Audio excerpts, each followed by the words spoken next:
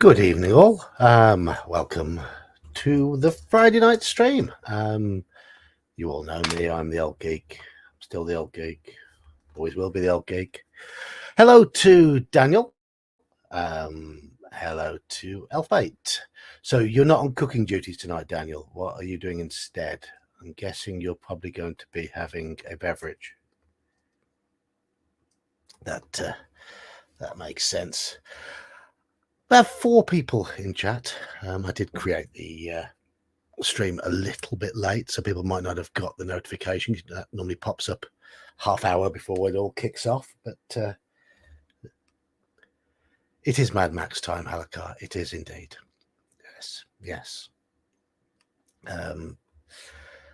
But won't just start just yet. Just let a few people filter in. Hopefully we'll get up to a decent number of people making choices tonight. And let's see if we can make some progression in the book for a change. Things we died so quickly last time. You'll be glad to know that the charity race night last week was very, very profitable for the club. And it was also profitable for me as well, because the horse I sponsored won the big jackpot race at the end of the night.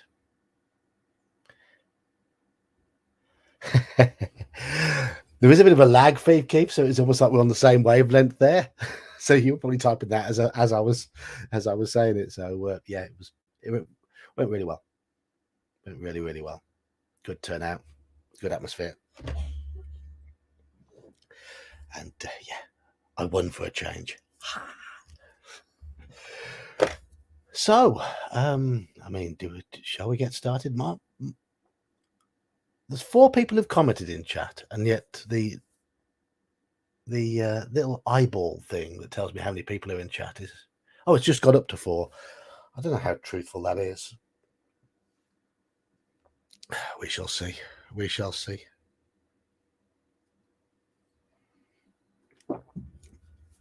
Gaming this week. Saxius has been on holiday, so we didn't get to play Shadow of the Demon Lords. Played Odyssey of the Dragon Lords on Monday and OSE on Saturday, last Saturday. Longest online session I've ever DM'd for. We went on and on and on, just kept on going. It was really good though, really, really good. People seem to enjoy it. Proper old school gaming, playing slowly and carefully, thinking about what they were doing. Characters were fragile. A few died. 3. They ran away a lot. They tried to talk their way out of things, and they were drawing a map on old Albert Rodeo as they went along. It's exactly what you want. Hello, Squirrel Hermit. How are you doing? How are you doing? So, shall we dive in? I've actually been a little bit better prepared this week because I have the character sheet ready down beside me. I have the dice out. I have a drink poured. I have my dice tray to roll in so you don't hear too much clicky clacky. And I've got written down here that we were at number 95 in the book.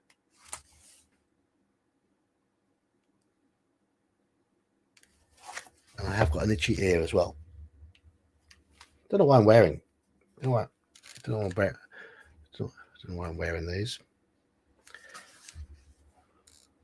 Yes, chasing down. Yeah, chasing some motorcycles, I believe, was the last thing we chose. And that fits because number 95 starts with describing the motorcycle on the motorcycle. So I think we might as well begin. Before you have time to... You will distract me with a comment about the D&D movie, aren't you? You're going to brave the Dungeons and Dragons movie tomorrow. May have to follow it with a nice pizza to get the bad taste out of my mouth. Well, I hope it does. I don't eat pizza. I don't have pizza. I'd have a kebab or a curry instead. Anyhow, shall we go again? Before you have time to catch them, they turn around and drive straight towards you. Machine gun above the headlamp blazes red and white as it spits out bullets at you. You press the accelerator down hard on the floor and race the interceptor towards them, your finger clutching the machine gun trigger. So, we've got a little fight to kick off with against a very weak motorcycle. We've got twice its firepower, so this should be very, very quick. Blue dice us, orange dice them.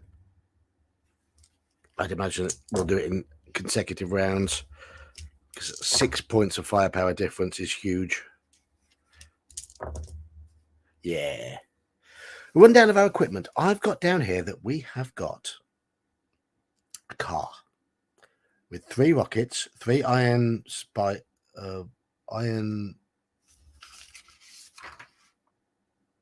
3 spikes of some sort,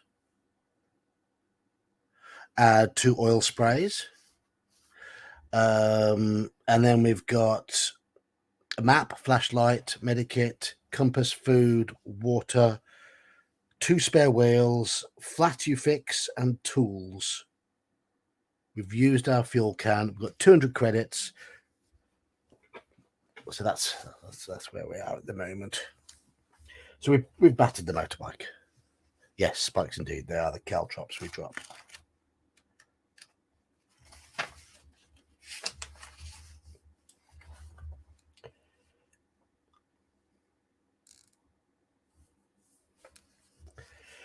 You walk over to the wrecked bike, carrying your revolver in one hand and the medikit in the other. One of the men is dead and the other is barely alive. You kick his pistol away from him and see if he can be saved. He opens his eyes and smiles. Fat Jack and the boys will get you for this. Then he slumps back and is still. Your medikit cannot help him. You check the bike over and notice a locked side pannier. Shall we open up the side pannier on the motorbike, or shall we head off east without wasting any more time? So open up this little storage compartment on the motorbike, or just ignore it and head off east. Your choices.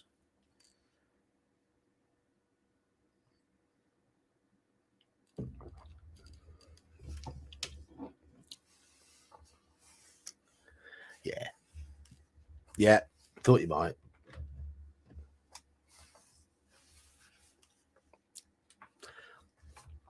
It's nice to see everybody, apart from Elfbait's the only one. Elfbait has to be different. But everyone in green. All right. I'd like to open the pannier to 206.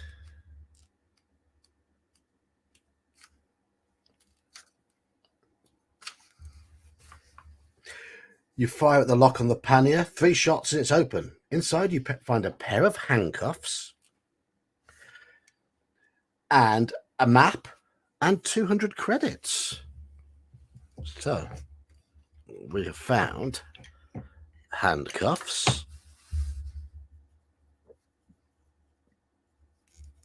a map, and 200 credits. Excellent. After putting the handcuffs and credits in your jacket pocket, you look at the map. There's a red circle drawn around New Hope. Obviously, these men came from the same gang that attacked New Hope. A small town named Rockville is marked with a red cross and is not too far southeast from where you are now. No doubt it is a temporary home of the bikers. You decide to change the wheel on your interceptor before any of the bikers' friends arrive. So obviously we've had a bit of puncture then. I don't know. Can't remember.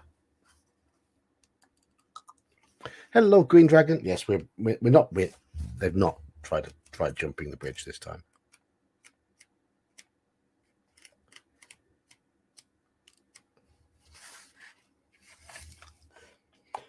Fortunately, the wheel hub is not damaged and you're able to fit the spare wheel quite quickly. So we have used up a spare wheel. I couldn't remember whether it sounds like we had damaged a wheel beforehand. You're soon charging down the road, shaking your head at the mad world that you're forced to live in. You soon arrive at another signpost which points down a narrow dirt track towards a town called Rockville. Shall we go south to Rockville, or shall we keep heading east? Remember, the map had a cross on Rockville.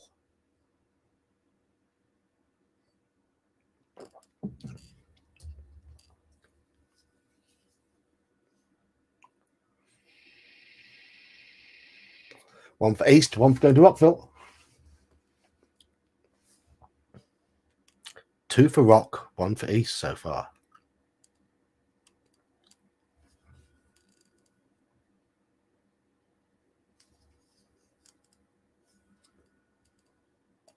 Two for east, 3 for Rockville. Okay.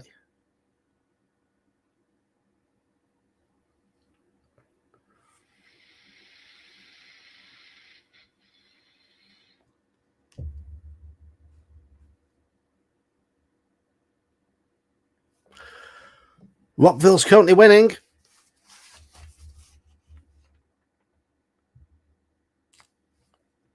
Even though we had that map that warned us against it, seemingly.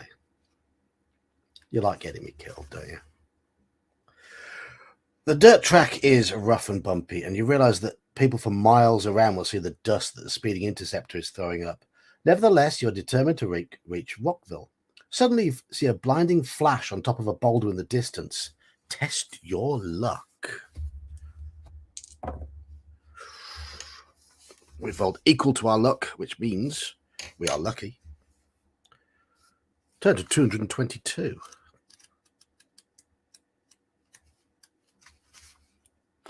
Someone has fired a bazooka at you, but the shell explodes harmlessly a few meters to your left.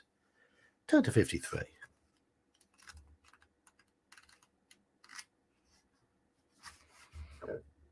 Excuse me. I'm going to take these off, actually. Don't even know why I've still got them on. You press down on the accelerator, steering the interceptor towards your attackers. But before you can reach them, they jump on motorbikes and race off. Shall we chase after these motorbikes, or shall we reverse, drive back to the road, and turn right to head east? So, shall we chase after these bikers, or shall we just go back to the road and go east?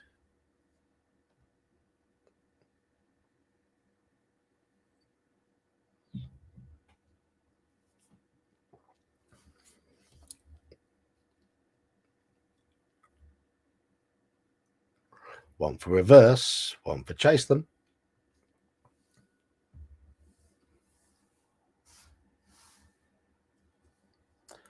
We now want 3 for going back to the road and 1 for chasing after them.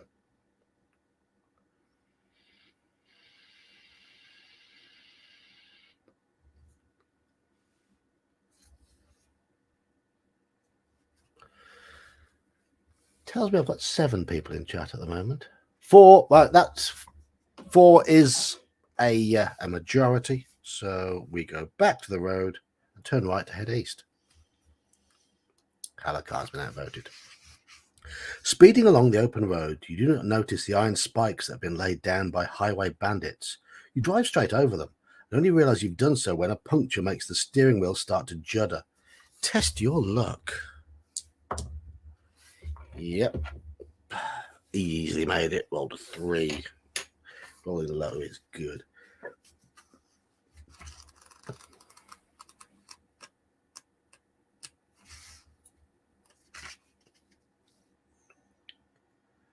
As you slow down, a man suddenly appears from out of the ditch by the side of the road. He looks set to throw a bottle at the interceptor, and you can see from the flame-lit rag that it's a petrol bomb. Fortunately, only one tyre is punctured, and you're able to accelerate and escape the bomber. Further down the road, however, steering becomes difficult, and you are forced to stop to inspect a flat tyre. And it tells us to test our luck again. Okay, yep, we passed again. We are down to 9 luck. Did have 12 to start with. So we're lucky again.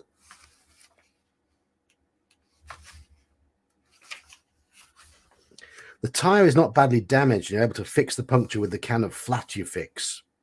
Okay, so we've used our can of Flat-U-Fix. It's not long before you're driving east again. Turn to 119.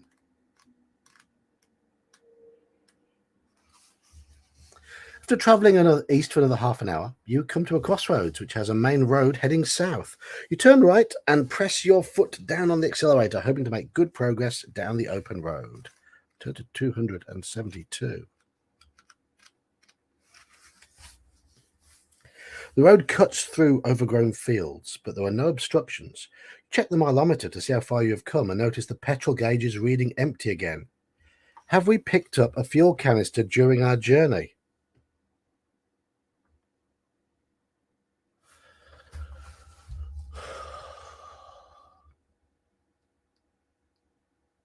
No. We've already used our fuel canister. We need to remember where we get our fuel canisters from, because obviously, no, we've not picked one up. We failed this book again because we failed to find. I'm wondering if it was in Rockville, the fuel canister.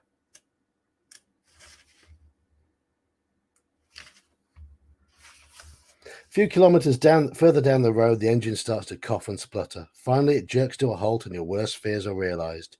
You have run out of petrol. There are no buildings and no signs of life, and you realize that the mission is over. Again. You have failed. You must try to get back to New Hope on foot. Perhaps try to reach San Anglo another time. Right. Does anyone remember where we got one of the times we played through this book, we got right to the end and we found a fuel canister?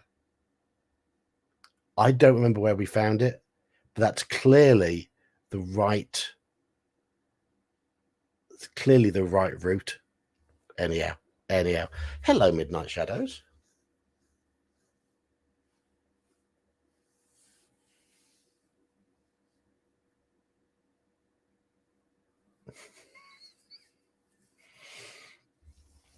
Yeah, they don't give us enough to complete. Yeah, well, you've obviously got to find that fuel canister. So that's 4-5 times we've failed this book now.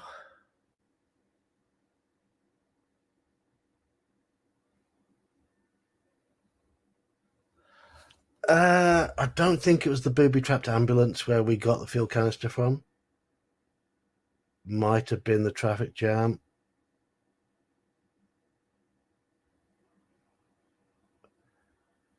I can't remember.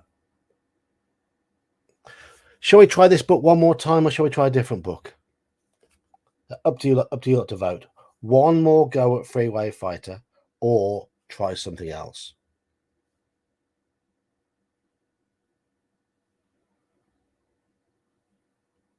Are you feeling better now, Mage? Are you not coughing so much? 2 votes for a different book so far. Okay. Mage wants.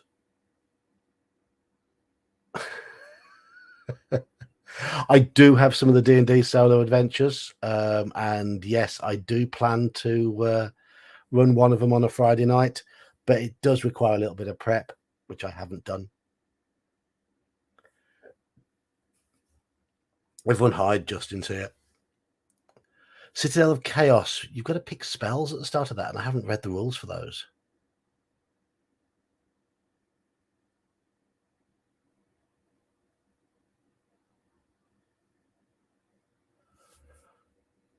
So at the moment, we're on. Most people are going for a different book of some sort. 2 people reckon one more go of this. We will have another go of this at some time in the near future. But for now, let's look at the other books we have.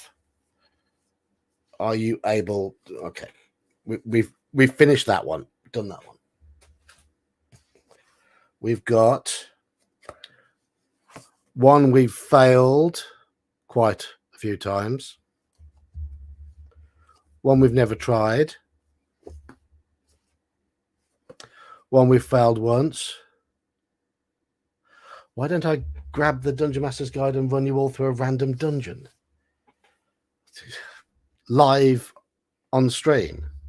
Have your characters ready?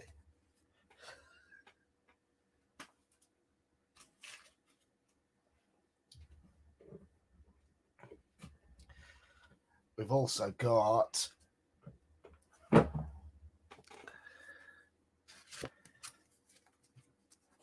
Island of the Lizard King, Warlock of Firetop Mountain, Creature of Havoc, Crystal of Storms, not tried that one yet. There's Citadel of Chaos, that has a magic system that I've never learned and never read yet. So I don't know. I really don't know.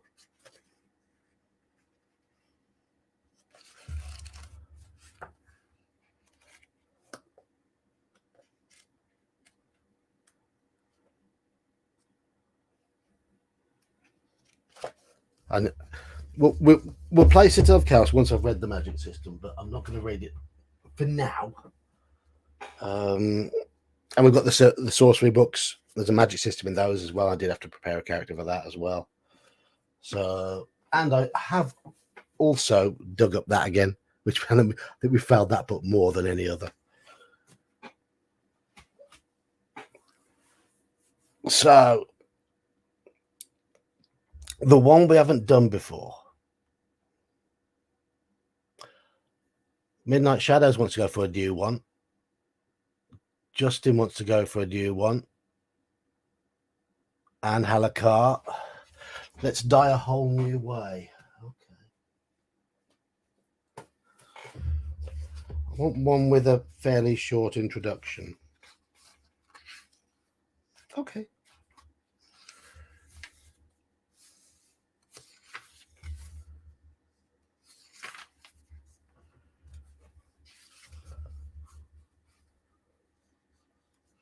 Right. I have got a new one in front of me here. I'm just checking to see if there's any new rules in this one.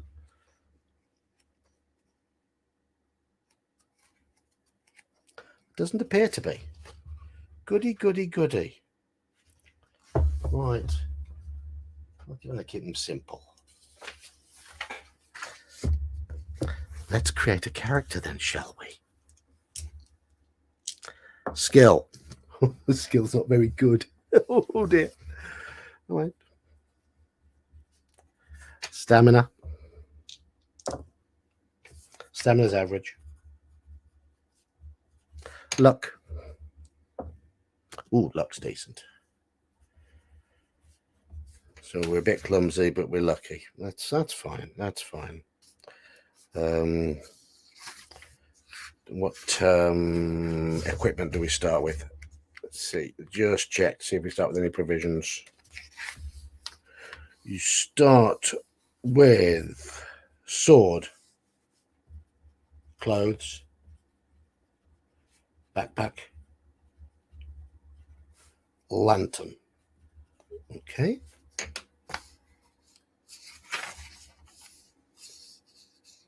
Doesn't mention provisions, doesn't mention potions.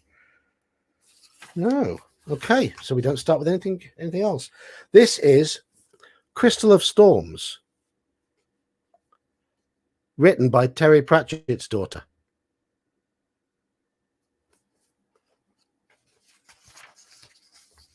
And it does say at the start, to Mum and Dad who showed me magic every day. And Dad was Terry Pratchett.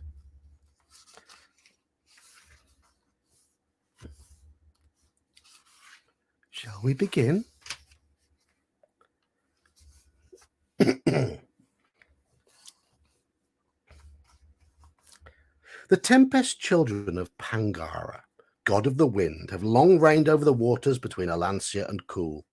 Many who sought to cross the perilous ocean of Tempest have lost their lives to the raging storms or the terrifying sea creatures that dwell there. But deep within Zephyrus, largest of all the tempests, where the air is sweet and calm, lies the floating archipelago of Pangaria. Maybe Pangaria, however you want to pronounce it.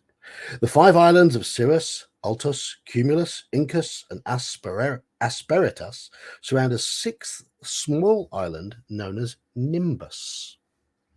You were born and raised in Pangaria. But whilst many of your friends have opted to join the working communities of their home isles, such as cloudkin farming on the water island of Altos or wrangling the magical yet tasty fauna of Cirrus, you dreamed bigger. You didn't want to settle for just one island, you wanted to see it all. And so you decided to join the Skywatch, the guardians of peace within the whole of Pangaria. But your beloved home has a lot of peace to go around, and your first few weeks in the Skywatch have been a rather dull parade of lost pets and mediating petty squabbles regarding overgrown shrubs. Your heart cries out for adventure. And then one fine morning, an urgent message arrives at your watch house, summoning all the Skywatch to an emergency meeting in the Citadel on Nimbus. It seems that Adventure has finally listened and answered your plea. Full of nervous excitement, your entire watch house boards the local flyer, one of the small airships that transport Pangarians between islands. No one seems to know the purpose of the meeting, but it is bound to be something quite extraordinary for the entire Skywatch to be summoned. You've only been to the Citadel once, when you were sworn into the Skywatch, and it still holds newness and excitement for you. Stretching, you lean your head out of the flyer window and crane your neck in order to get the first glimpse of the towering spires and sculpted ramparts of the Citadel, the home of Pangaria's lawmakers, diplomats, and island officials.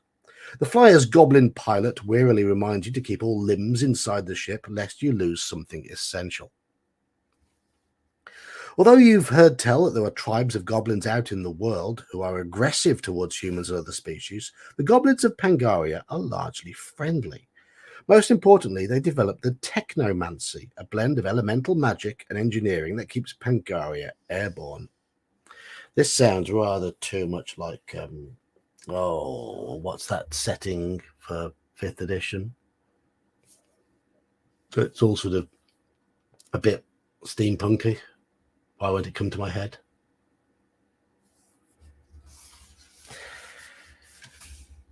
You're just about to disembark and take your first steps onto Nimbus when your commander, Captain Halleck, looks aghast. By Zephyrus's breath, he exclaims, looking directly at you. I've forgotten my hovers. Eberron. That's the one I'm thinking of. Eberron. Oh, why wouldn't that come to my head? But this has already got a bit of an Eberron feel to the book.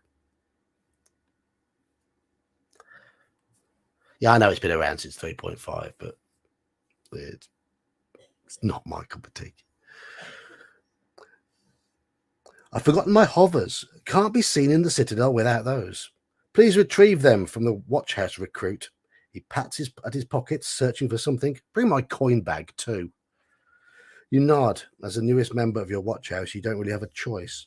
Remaining on board the flyer as the rest of the watch disembarks, you hope you can get there and back without missing anything exciting. Seeing your frustration, the flyer's pilot softens and cranks up the craft to its top speed and brings you right up to the watch house door. You rush inside and soon return clutching the small leather purse, jingling with the coins and carrying Halleck's hovers.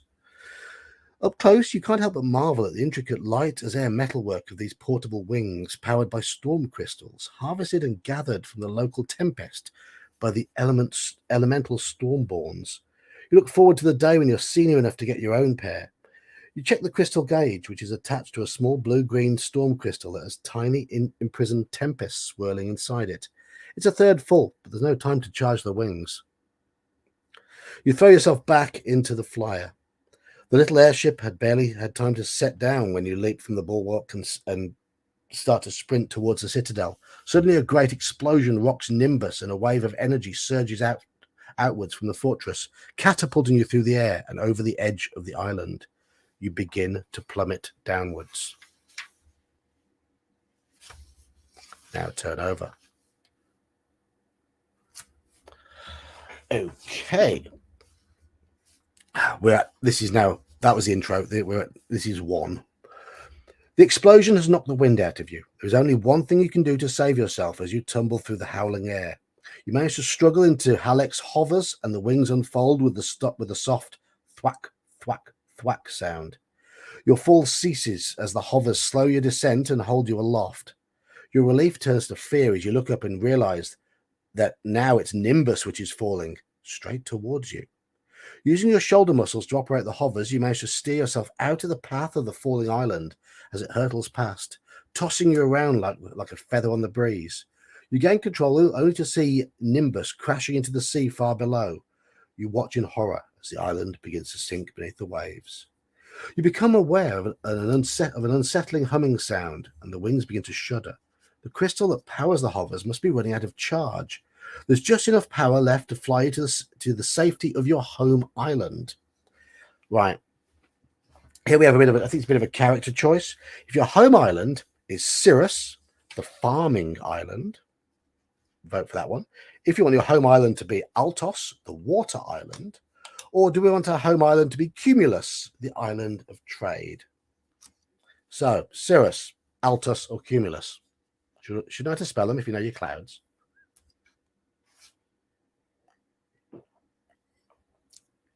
So these are your choices. We pick our home island by looks of things. It's the first time I've ever opened this book, so I didn't know what this one was going to be like.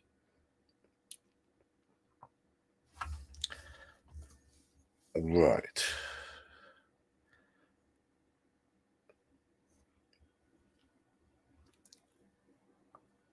We've got 3 going for the trade island of Cumulus, 1 going for Altus, the water island, 1 going for the farming island of Cirrus.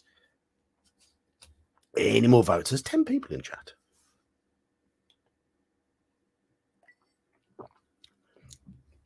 It's Good Friday, isn't it? Is it bank holiday over in the States today?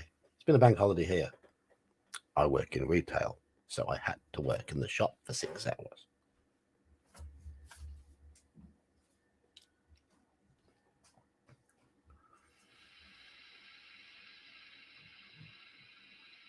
Any more votes? Or just the 5 votes? 6 votes? 6? 5? Can't count. Hello, 11th person who's just joined. So we're voting Cirrus, Altus, or Cumulus for our home island. I'm just going to fill my vape up.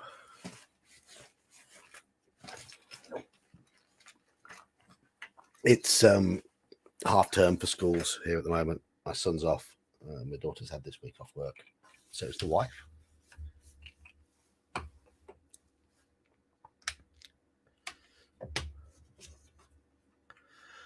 So the vote for Cirrus. Cirrus is the farming island. So we have 2 votes for farm, 3 votes for trade, and 1 for water at the moment. Ah, right.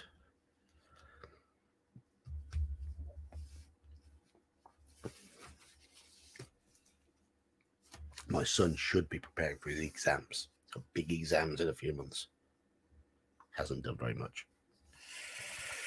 So we're going for the island of trade by looks of things, 298.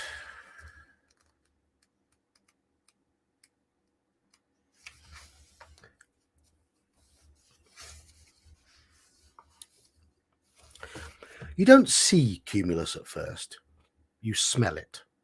The scents drift up to you from the numerous stalls and vendors who trade their wares in the large markets that dominate the island.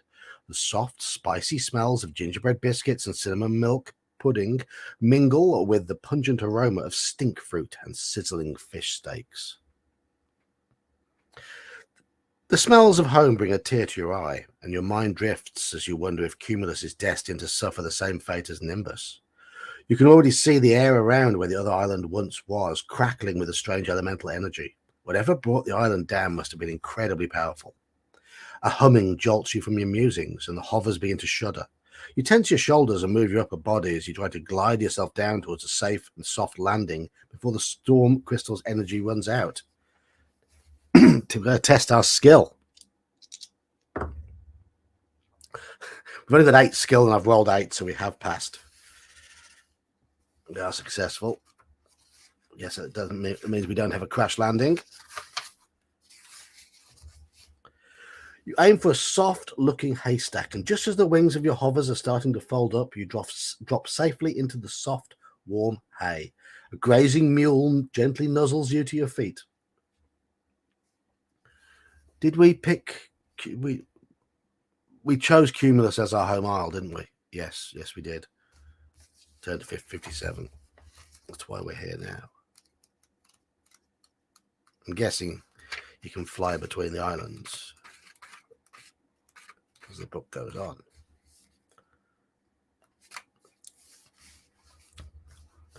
The usual bustling sounds of the market are more muted today. You don't see as many stalls open, and the crowds are sparser than normal. The explosion on Nimbus has driven many indoors, but the stall holders are hardier, and most won't run and hide while there's even one person to make money from. If you can charge up Halleck's hovers, you will have a valuable piece of equipment at your disposal. You also realize you managed to keep hold of his coin bag. He won't mind you borrowing it in the line of duty. So that means we've got 10 gold pieces. You check your waist. Your trusty sword is still there, thankfully. You get the feeling you might need it.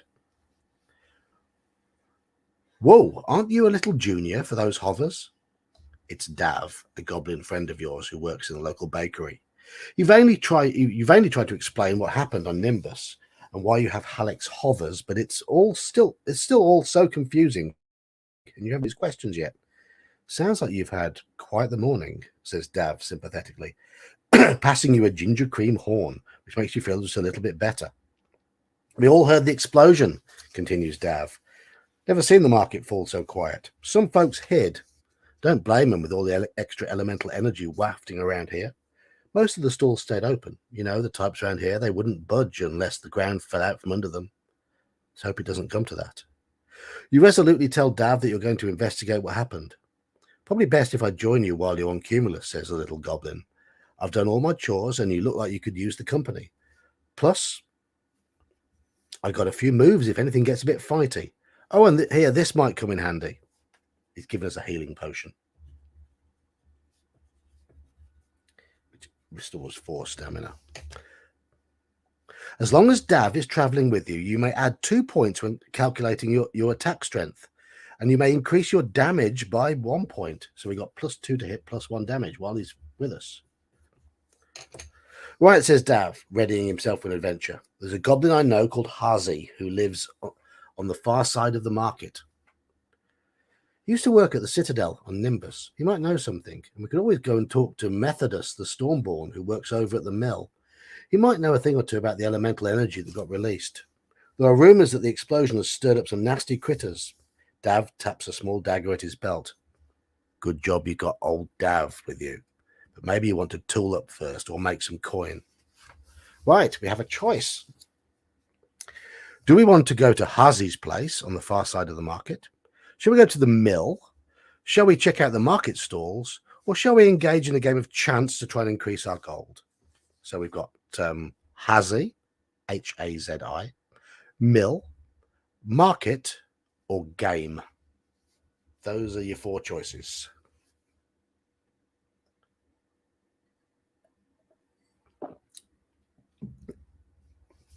She's got a very different style of writing to Ian Livingstone, who's written most of the other books. Not sure if I like it yet.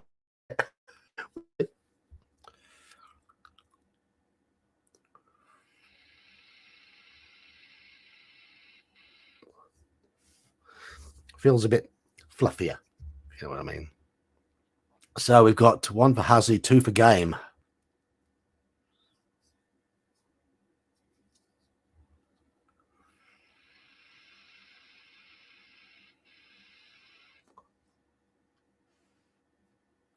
Any more votes?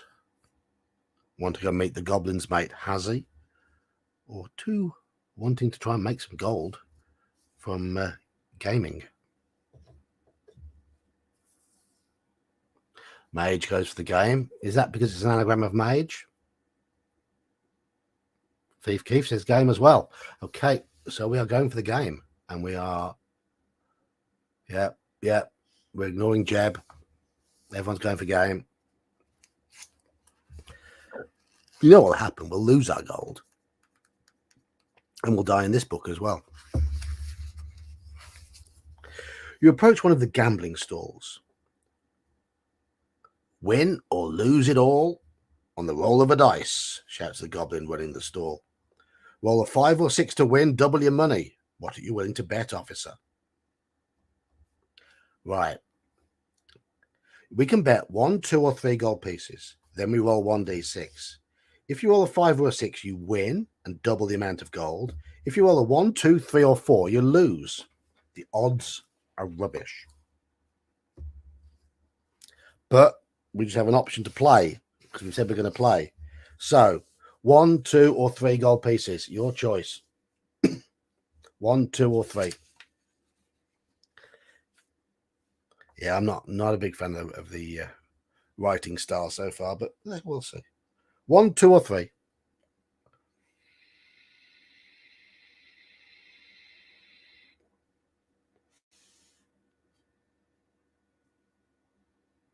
Yeah. Okay. Go for broke. Trying to be broke. Trying to get us broke. 2 going for 1.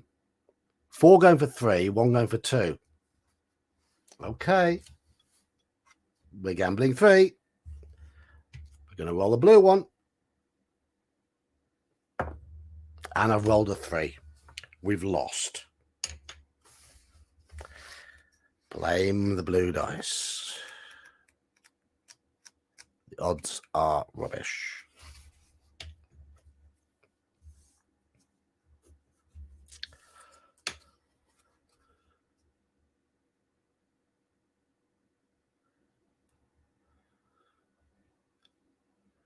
There's no option to play again.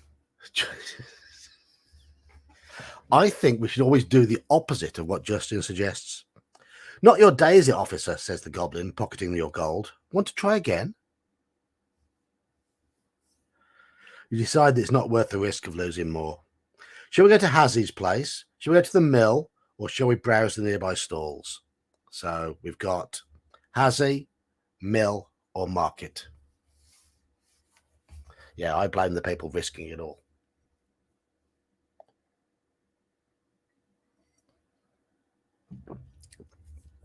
You've got to give the book a chance to get going.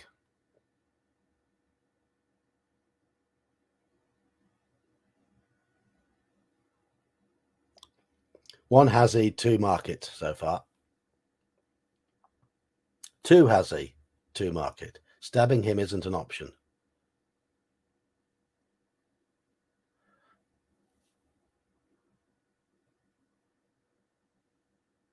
Two Hazzy, 3 market. 3 Hazzy, 3 market.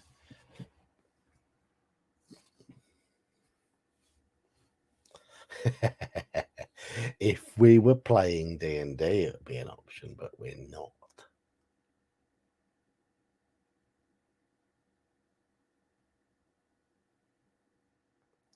When I started the OSE game last week, one of the first things I said to the players were, you're all first level. The NPCs in this village are all high-level former adventurers. That was to make sure they didn't attack the NPCs. And they have all retired. They're not adventuring. So don't even ask them to join you, because the answer is no. Everyone behaved themselves, though. Everyone behaved themselves, which is nice. All right, at the moment, we are 3 Hazzy, 3 stalls. Any more votes?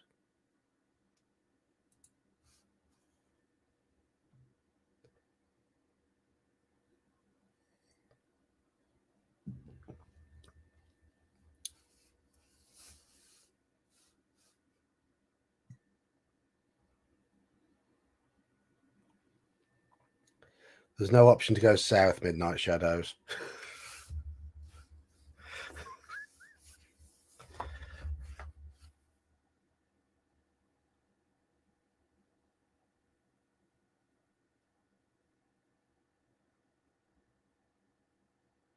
Are you lagging watching back from the beginning, Midnight Shadows? Hello, Neko. I have a feeling Midnight Shadows might be a bit laggy. Might have gone back to the beginning of the stream.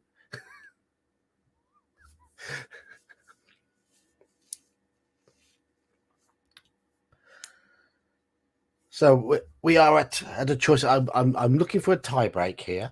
We have the option of heading to Hazzy, the Goblin's place on the far side of the market. 3 have voted for that so far. Heading over to the mill. Nobody's voted for that. Or browsing the nearby stalls. 3 have voted for that. Any more votes?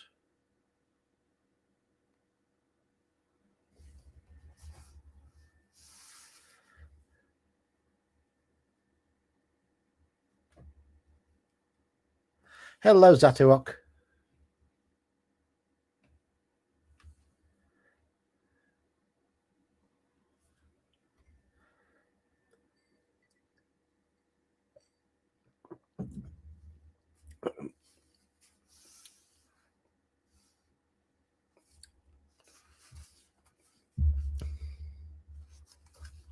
Just let me pop a quick.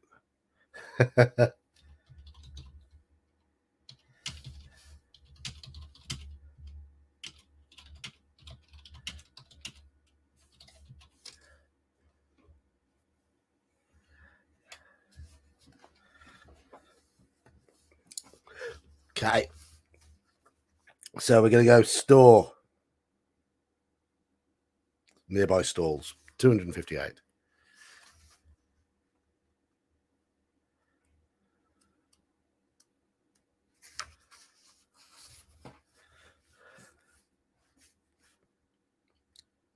You browse a nearby stall. You can buy some bread for 1 gold piece, which will restore 2 stamina points, or an apple pie for 2 gold pieces, which will restore 3 stamina points, or a calming potion for 2 gold pieces. So do we want to buy some bread? We have got a potion of healing. Do we want to buy an apple pie, or do we want to buy a calming potion?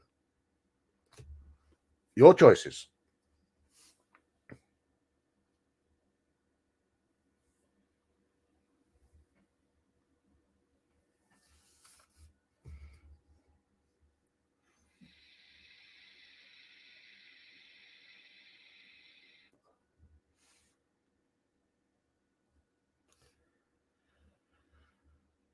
Two votes for bread, 2 votes for pie, 2 votes for potion. Nothing resembling a consensus on tonight's stream.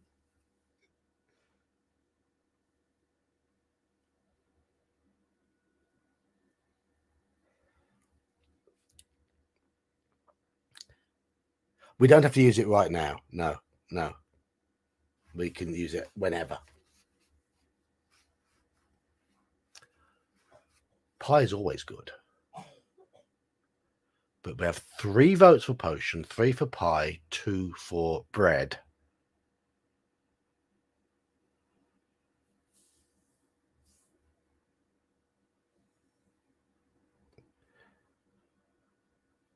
Well, okay, we have bought an apple pie. Cost us 2 gold pieces.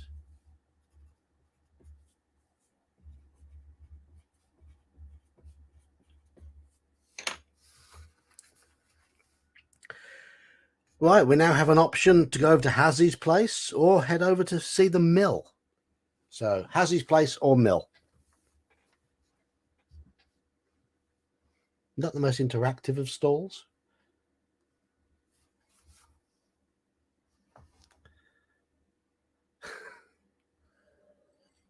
Probably at some point, Justin. Yeah, I guess so. Usually when we run out of cash, it usually means we can't buy the things we most need.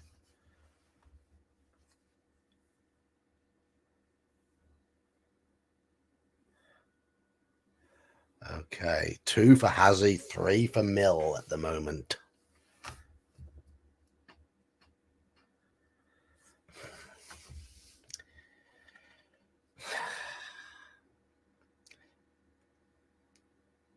I had you down for a well-behaved mage. You're clearly letting your time with the hyphen affect your line of thinking. Right, Mill. 261. You make your way around the edge of the market, heading towards the mill. The ground begins to rumble beneath your feet. Market goers start sprinting for cover. Before you can ask what the fuss is about, the only shopkeeper left nearby shouts, "Run!" before quickly pulling down the wooden shutter on his shop with a loud clonk. Is Dav with us? Yes, he is. Turn to 399.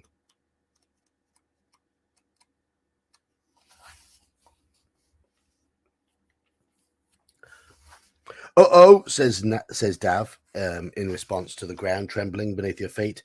Something's on its way, and it's big. I smell a fight coming. He reaches into a small bag at his waist and tosses you a small bottle of purplish-coloured liquid. Take this. It'll give you a little extra oomph. You see the earth buckling and cracking as something burrows through the soil towards you, sending market stalls flying. Hands shaking, you gulp down the liquid. A warm tingling feeling washes through your body, right down to the tips of your fingers. You feel your strength growing. Add 3 stamina points to your total, even if this takes it above its initial level.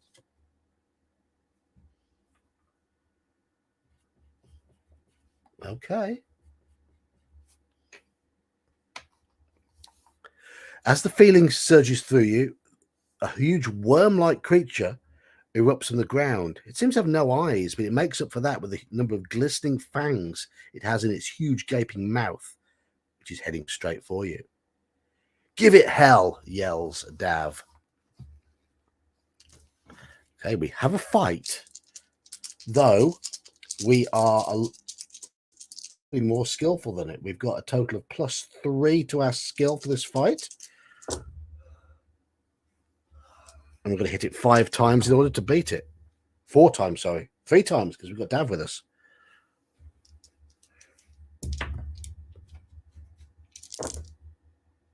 One more time. Yep, we've beaten the tunnel. It's a tunneler beast. Sounds like a purple worm to me.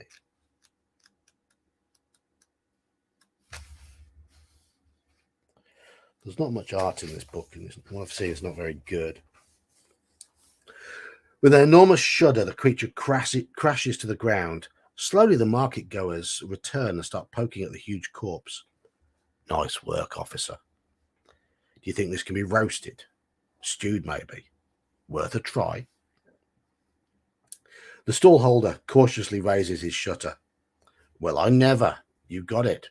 Here, take some dried stink fruit and silk cloth on the house. Okay. We have silk cloth. And we have dried stink fruit. 2 portions. Each will heal 2 stamina. So we keep heading for the mill. 64. Hello, crafting gamer.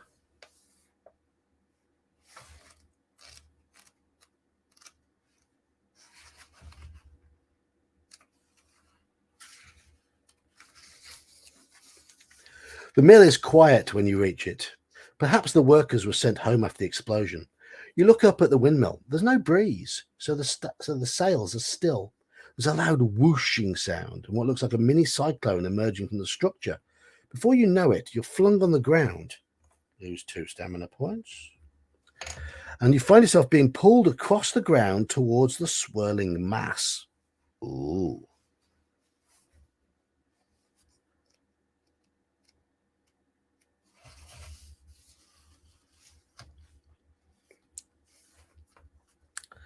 The whirling mass lifts you into the air, higher and higher. Even if you had charge left in your hovers, they wouldn't help you in the midst of this chaotic wind. You struggle and flail against the invisible force, then suddenly you're falling. You expect to feel the crush of the cold, hard ground, but instead you're caught in midair by ethereal arms. The figure floats to the ground and places you down safely. I'm sorry about that, says the figure. I had no idea anyone was out here, and the storms can be quite temperamental, especially at the moment. You're being addressed by a Stormborn, one of the intelligent wind spirits that create and harvest crystals within the storms that rage across the Sea of Tempests. The figure, who you rightly assume to be Methodus, waves his hands through the air like he's conducting an invisible orchestra, and the cyclone shows its whirling and glides towards the windmill. Cyclone slows its whirling and glides towards the windmill. It spreads out over the sails and they creak into life. How may I help you, officer? You tell Methodus that you're looking into what happened at the Nimbus. We Stormborn are very concerned about what happened, he says sadly. All of us who live and work in Pangaria felt it in every fibre of our beings. That means the amount of elemental energy released must have been immense. Many storm crystals have been broken. Of course, we tried to reach the Nimbus, but although we can pass safely through the storms that surround it, there is a warding spell around the island, preventing Stormborn from entering. Someone clearly doesn't want us interfering. For some reason, it says here to write the code word bubble on our sheet. Okay. Don't remember him mentioning bubble. We haven't found a storm crystal shard, so we need to go to 205.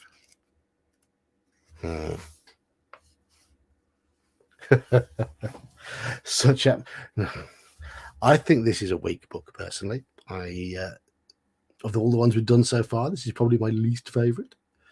Before you go, Methodist passes you a small crystal. It looks like a blank version of the one you have in your hovers. You might need this. You seem like the type that gets themselves into trouble. There are a lot of nasty energies around, and this will withdraw them from an infected creature, just as long as it's not too far gone. Once the animal's been taken over entirely, the crystal won't work. One use, I'm afraid. Add Methodist's shard to your adventure sheet and add 1 luck point. Okay, so we have it's a storm shard crystal thing.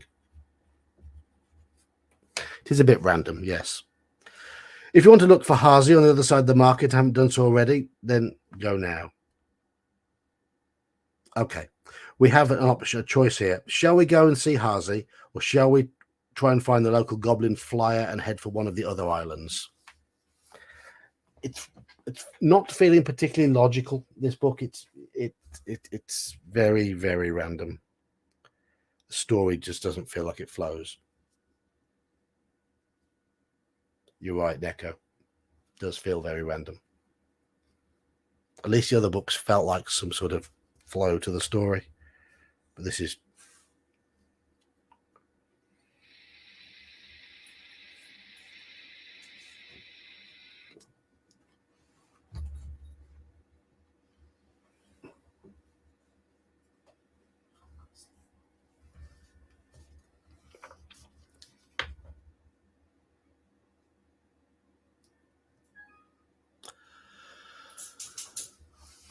I'm going to say play this one until we die. Just for now, we might as well. We've started, so we'll finish.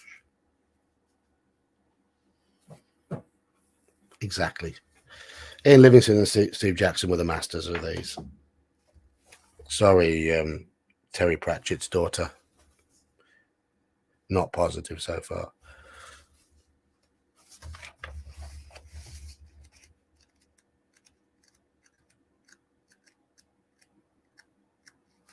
Okay. You continue through the main market. A few market goers nervously ask you what's going on and if they are safe. You tell them that you're investigating matters and they should carefully continue their business as normal until they receive further information. Privately, you have no idea what that information is going to be or if anyone is safe, but there's no sense in creating more panic. You're walking along, taking in the sights, sounds, and smells at the market, when you feel a light tugging at your belt. You turn to see a creature that looks like a cockroach the size of a dog skittering off with your coin bag in its mouth. Okay, so we've been randomly pickpocketed. Oh, remove all. There's no chance to stop it. Okay. 141.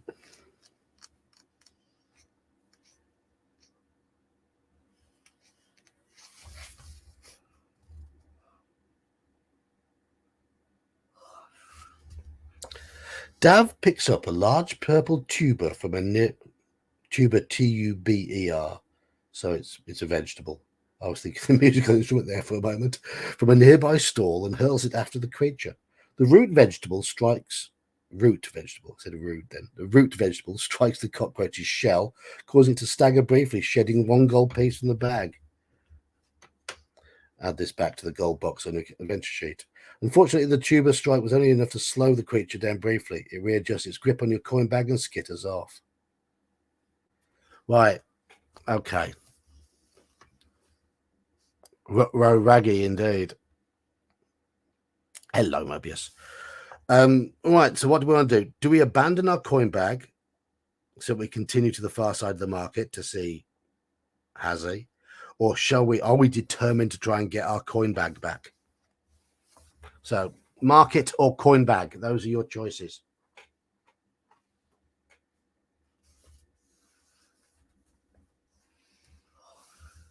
I mean, it's not actually our coin bag. We acquired it, didn't we? Abandon.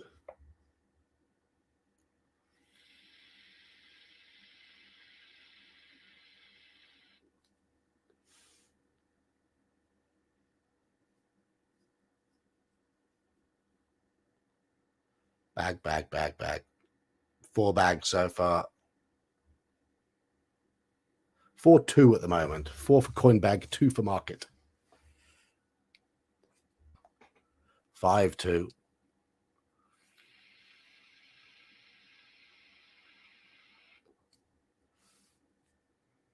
Looks like we're going after our coin bag.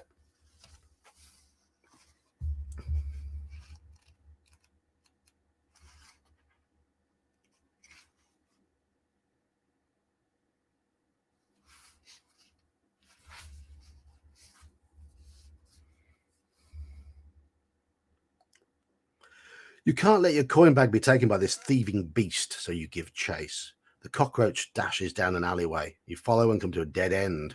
Look around to see where it could have scurried off to. There's a broken storm drain grate, which you might be able to squeeze through, and some steps leading up to the rooftops of some small ramshackle houses. Storm drain or rooftops? That's your choice. Do we go for the storm drain or do we go for the rooftops?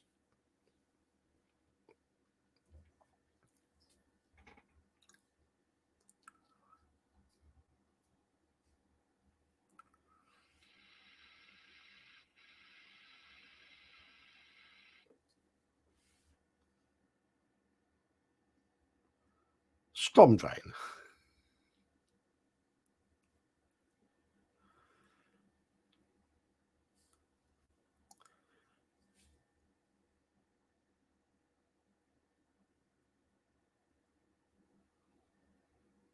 Everyone's voting against Midnight Shadows at the moment.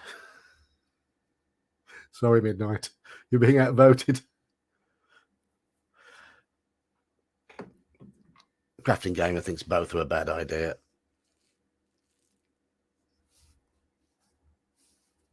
Try the storm drain.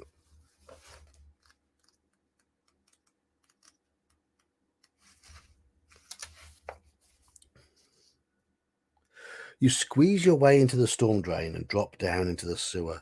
The smells down here are horrible compared to those in the market above and make your eyes water. You lose a stamina point. As the stench starts to make you feel nauseous, you study the ground and see small tracks in what you hope is only mud. Shall we follow the tracks or shall we leave the sewer and return to the street? So follow the tracks or leave the sewer and return to the street. Them's your choices.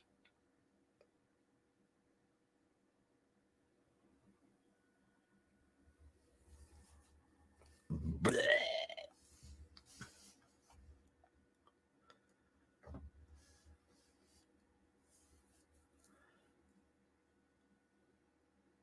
Follow the tracks.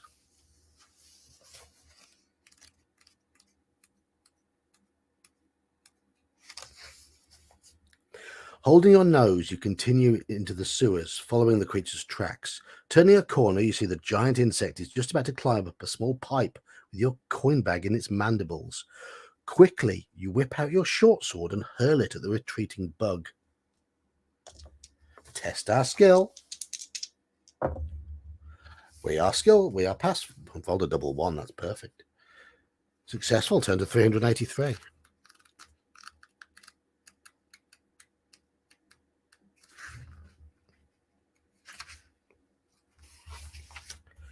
Your short sword skewers the creature perfectly. It screeches, shakes, and goes limp. You retrieve your coin bag and the weapon, cleaning it thoroughly. So we've got our coin bag back. Whee! A glittering from inside the pipe draws your eye. Reaching inside, you find 2 gold pieces. Oh, okay. So we found 2 extra gold. Turn to 336.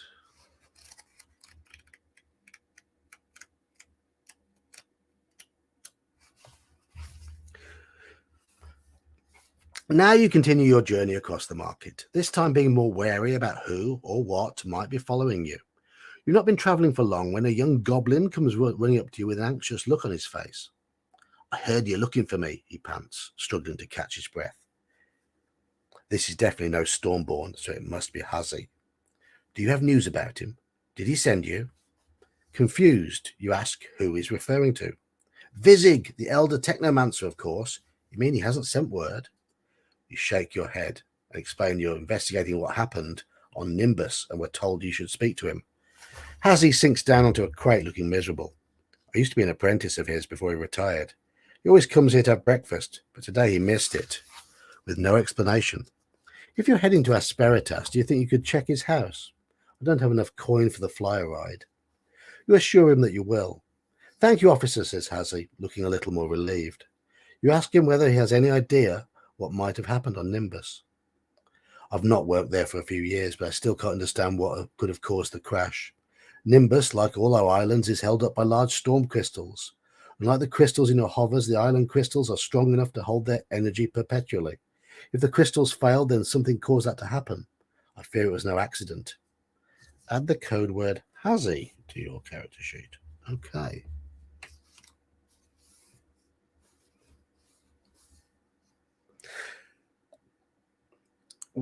We have now got the storm crystal shard from here. So, yep, 282.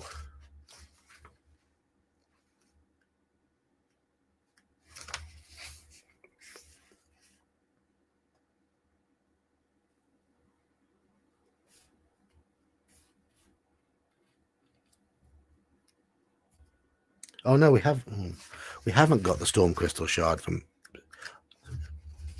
I'm just going to check. Cirrus. Cirrus was the farming island. We didn't go there. No, we haven't got the storm crystal shard from Cirrus. 185. We've got the storm crystal shard from here. You reassure Hazi that you will check on Vizig on Asperitas, and the goblin thanks you. He reaches into his robe and passes you a couple of items. A piece of dried cuttlefish. Okay.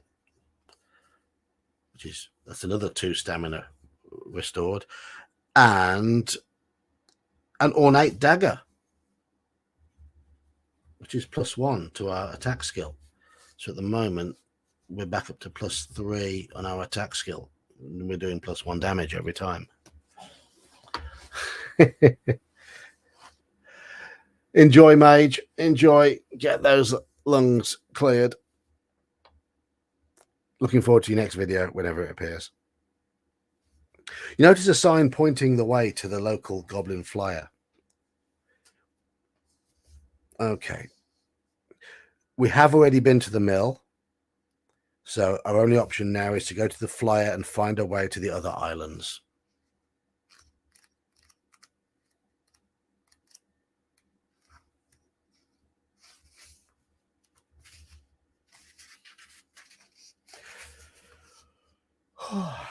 You follow the signs towards where you would expect to find Cumulus's goblin flyer, but as you near the dock, you see no sign of it.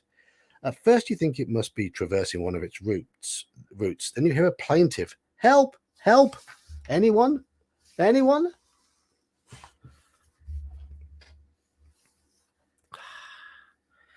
You peer over the edge of the dock and see the goblin pilot hanging off the edge of some rocks below.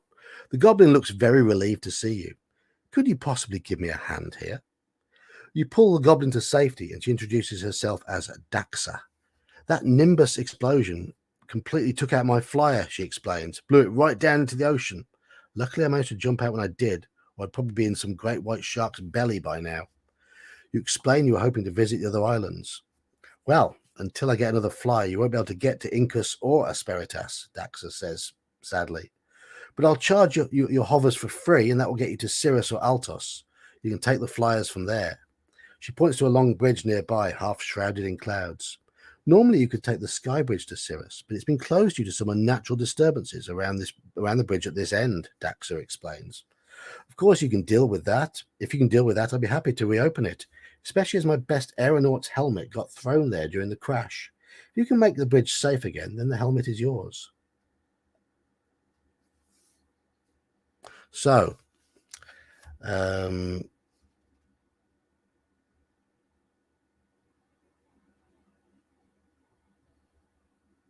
options here.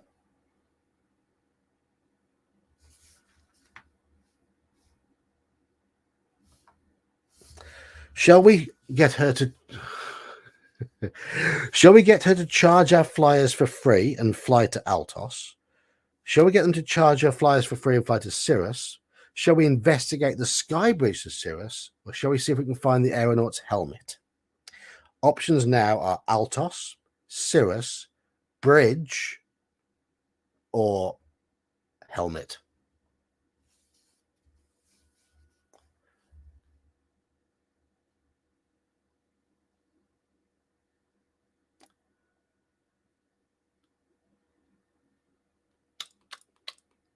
Spaghetti with garlic bread.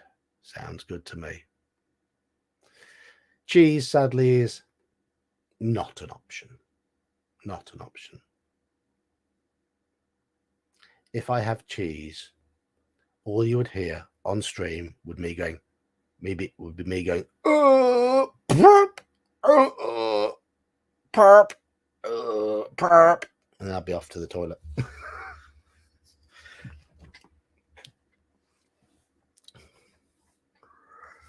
Okay, let's have a look at the options. We've got reopen, 1. We've got helm, 1. Another one for the bridge, another one for helm, one for going for Cirrus, another one for the bridge, another one for helm, and another one for helm. Yeah, I am, yeah. Yep.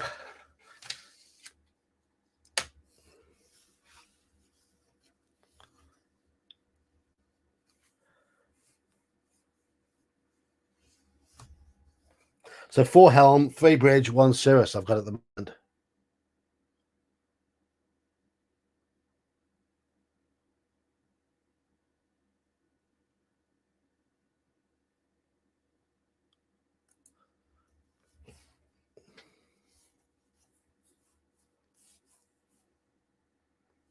What did I have? I had stir fry for tea tonight. Noodles, Chinesey sauce. Oh, no milk either. No milk. I have oat milk, which is all right. The best thing about oat milk is it's actually quite sweet, so I cut down on the sugar I have in my tea by having oat milk instead. Helps. Okay, so it looks like we are looking for the aeronaut's helmet. Ooh.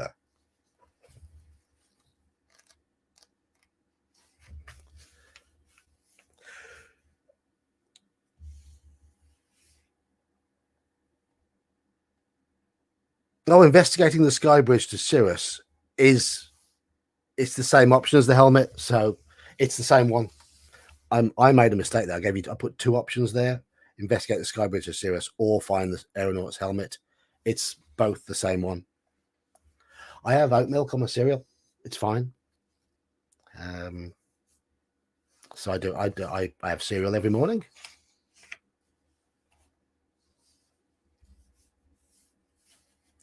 You pluck up the courage and decide to try the sky bridge.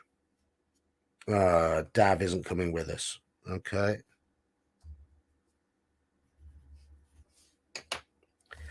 You step on the bridge, it sways gently beneath you. Somehow it feels less safe than wearing the hovers. You take a deep breath putting one foot in front of the other, begin to cross. You notice that although you can see the end of the bridge on Cirrus, part of the bridge near Cumulus is shrouded in cloud. As you approach, you can hear a hissing sound coming from within. Something long and scaly scythes in and out of the mist. What shall we do? Shall we continue into the mist, or shall we try another route? Continue into the mist or try another route?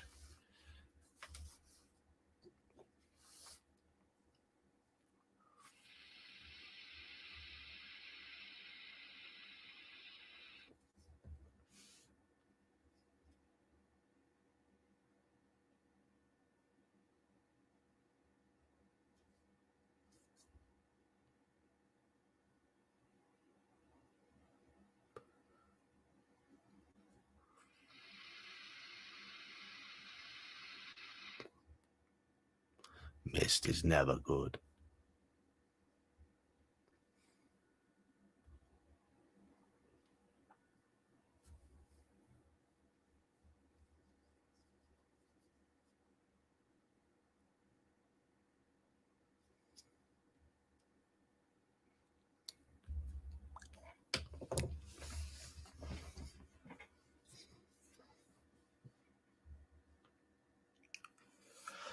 Okay. We've got 1, 2 for mist, 1, 2, 3, 4, 5, 6 for another route, 5 for another route. So we're going to try another route.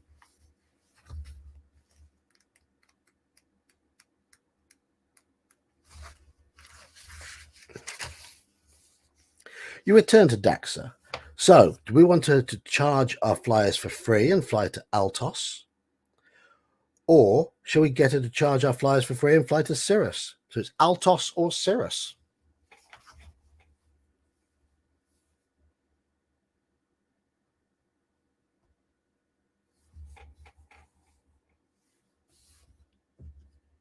Altos or Cirrus. Altos, Cirrus. Those are your choices. These are different islands. Altos is the water island. Cirrus is the farming island.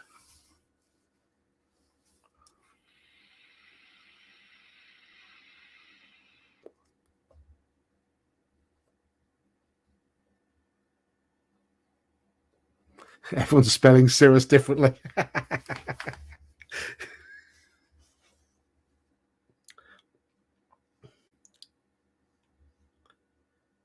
Sirius.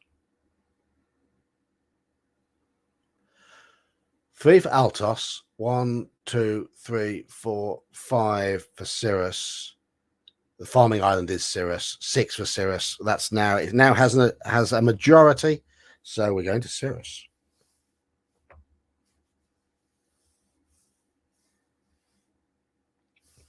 $320. Are you serious? You cannot be serious.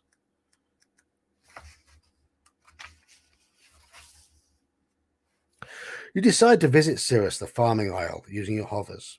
Daxa charges them up, and with a running jump, you take off into the air, leaving the markets of Cumulus behind you. So we are flying.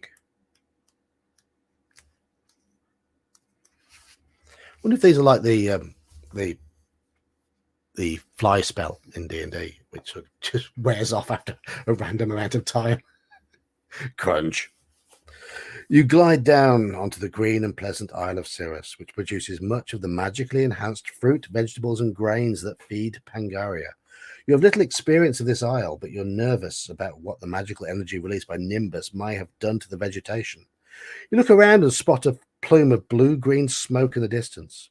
You also realize that the local watch house is not far away. That might be worth visiting for supplies. Shall we investigate the plume of smoke, or shall we go to the local watch house? Smoke or watch house. Those are your choices.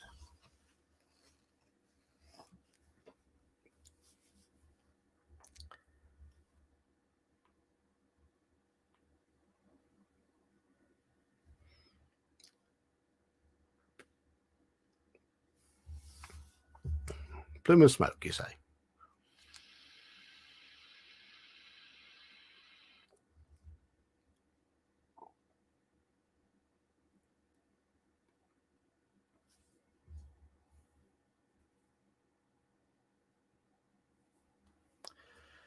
Cirrus is spelt like this.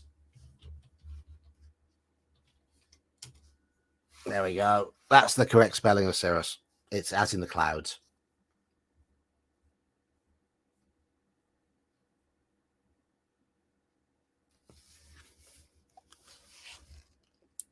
So we have 1, 2 for smoke, 3 for smoke, 1, 2, 3 for house, 4 for house.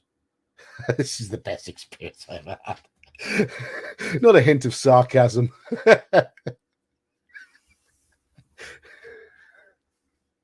So at the moment, we've got 3 for smoke, 4 for house.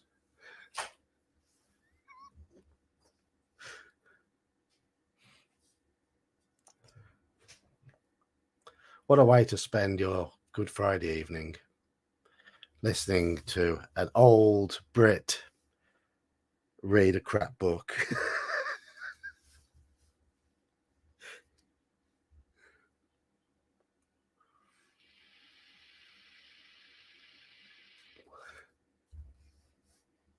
No, not like you.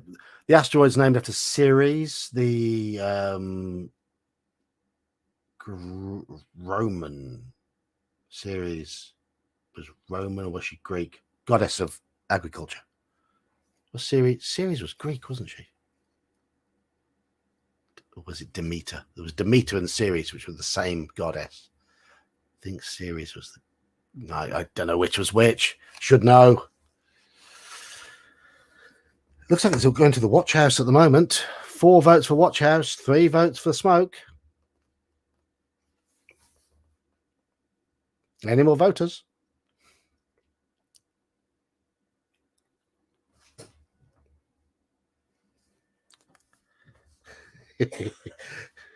Thank you, Zatirok. And of course, you missed out last week because I was having a bit of that and gambling. My daughter's got a cough. You can hear her. Oh, right. Oh, right. Okay. We're now at 4-4. I was all ready to go and read the Watch House bit, and Zatirok's chimed in with another vote for Smoke. So we're on 4 votes for Smoke, 4 votes for Watch House. So anybody else to vote? Anybody else lurking? I know Halakar's probably got us on in his car at the moment, and Mage has gone for a lie down, and Elfbait's just listening. So there might just be one more to vote. It says 12 in chat.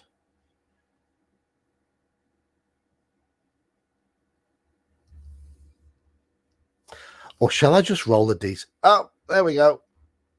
There we go. Crafting Gamer has dived in.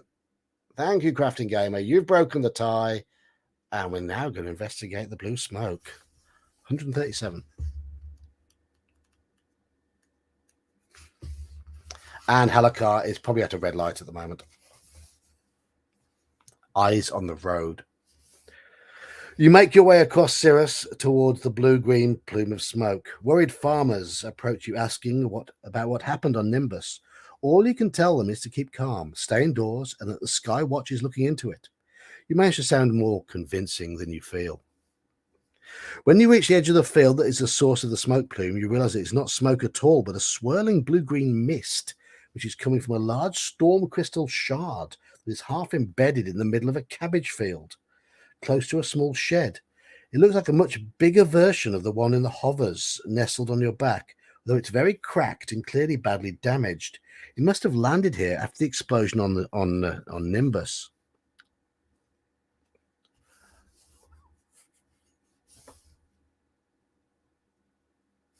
Okay, we have options here. Do we try to charge up our hovers storm crystal, or do we investigate the shed? So there's a shed on the farm we can investigate, or we can try and use this crystal to charge up our hovers.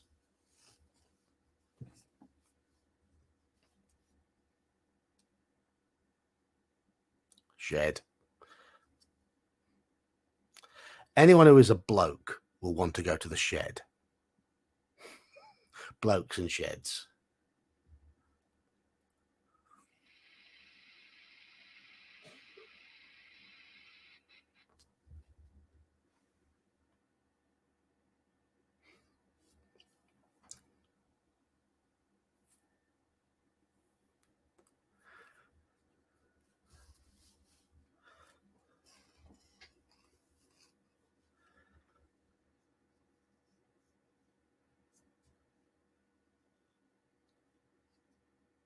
So we're leaning towards shed at the moment.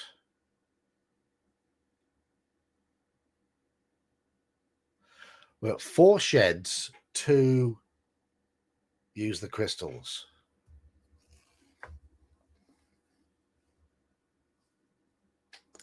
Squirrel's going for shed. We're now at 5 sheds. That means with 10 in chat, shed can't be beaten. Shed it is.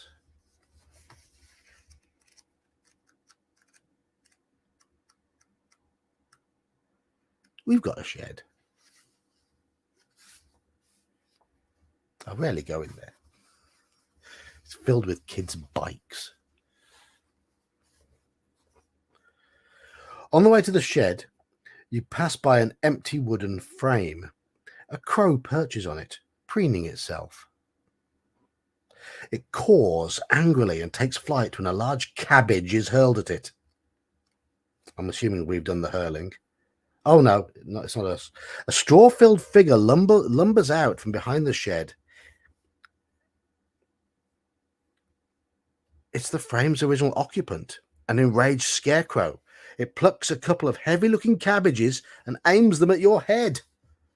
Okay, we've got to fight a scarecrow. All right. Random cabbage, random book. Scarecrows hit us.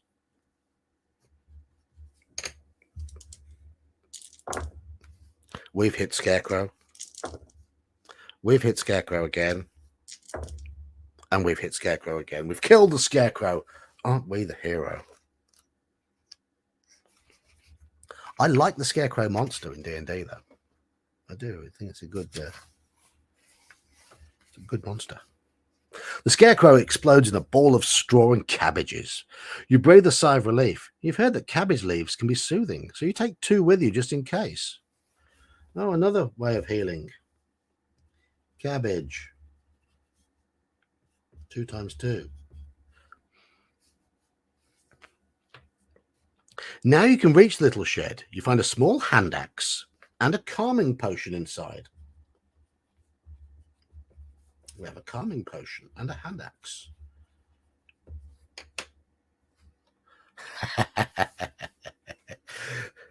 Sheds are made specifically for model train sets.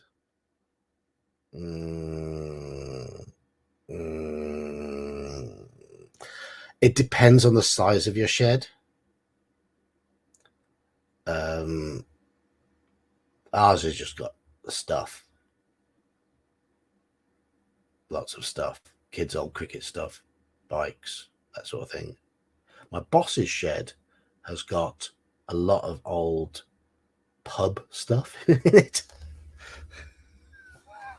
I overanalyze things. Sorry.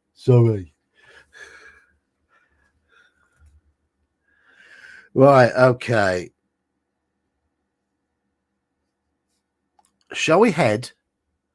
Sheds indeed are for pottering. Shall we head to the north of Cirrus and search for a goblin flyer? Or shall we go and visit the local watch house?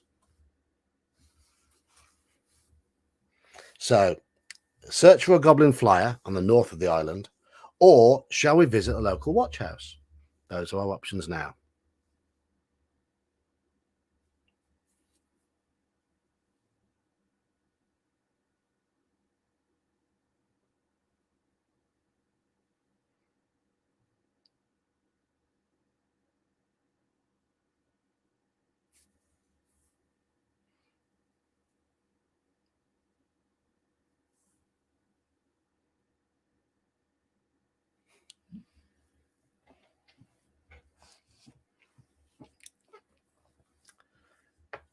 Overthinking, overanalyzing. Isn't that a line from a Tool song? Lateralis, I believe. Lateralis. Because the song's all about the Fibonacci sequence, and people dissect the song, so he actually takes the mickey out of the people who do that in the song lyrics. Watch House, then. I think it's one of Tool's best songs, personally. Great tune.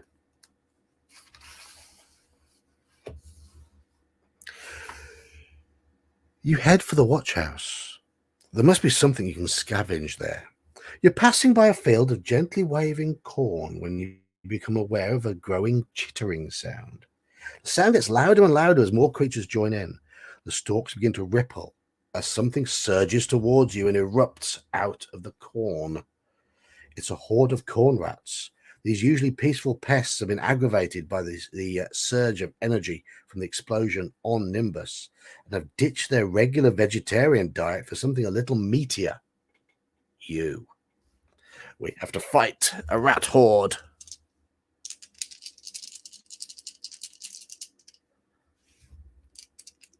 Oh, is that right? Deer, moose, elk. Is it the bits that come off their horns? I know various creatures shed as well. Snakes. Hit the rats once. We should beat them. We've got 9 skill to their 6. In fact, unless the dice really turn against us, we'll beat them easily. I cursed us there. I cursed us. They've hit us. You vote for you being eaten alive by a bunch of insects. Yes. Well, if you ever want to play one of my Call of Cthulhu games, that could always happen to you.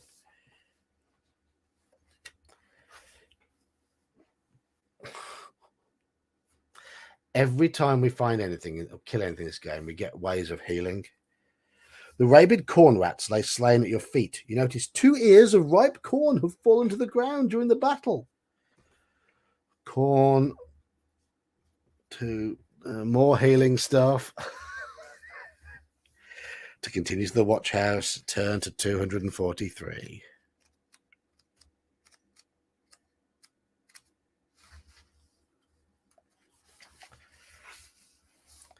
When you reach the watch house, you notice that some grapevines from the local vineyard seem to be growing closer to the building than you remember. You hurry inside. The emptiness within reminds you of the loss of your friends and fellow recruits in the Skywatch. You fervently hope that they may still be alive. You head for the barracks, hoping that some of the recruits' chests might be open so you can search them for any useful supplies. Sirius is not our home island, so we turn to 123. Probably means we don't know our way around. Checking all the chests, you discover that one of them is unlocked. Shall we search the unlocked chest, or shall we just leave the watch house? Search or leave. Those are your simple choice. Search or leave.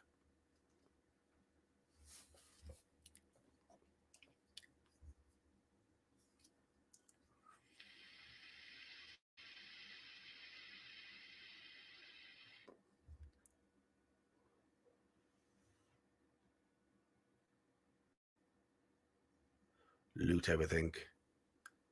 3 for search. 3 for search, 2 for leave. It's a trap. 4 for search, 2 for leave.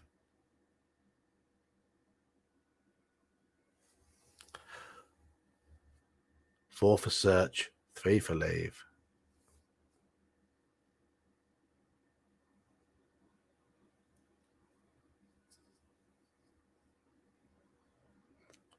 I hear plotting.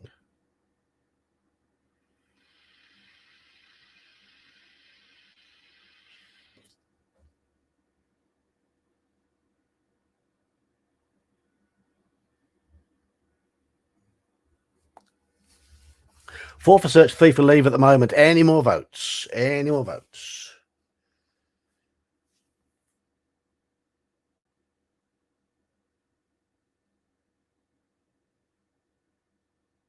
Five for search. That takes search into the ascendancy.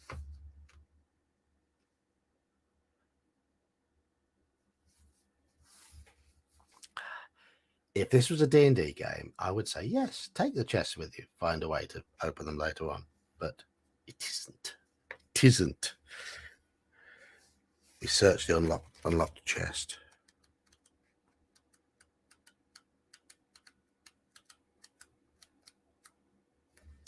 I will find out tomorrow, I think, whether I'm going to be able to run the OSE game next Saturday or not.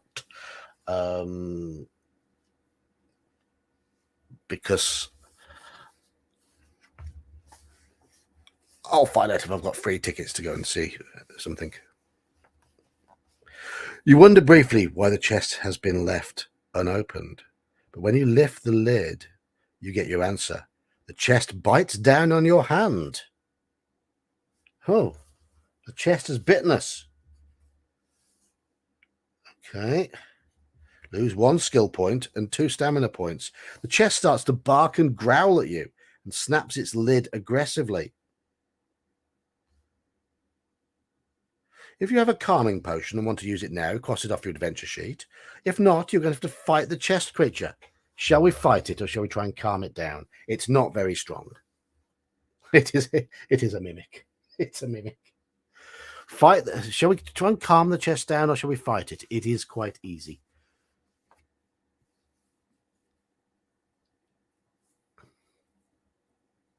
It's up to you lot whether we fight it or calm it.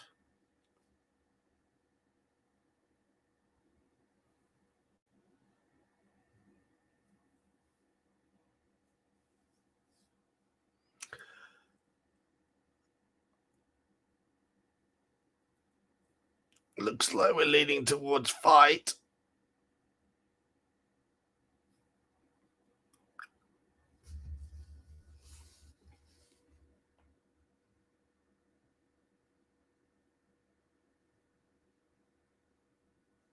Very much an if in doubt, hit it chat. I've discovered that from previous books. If in doubt, try and hit it.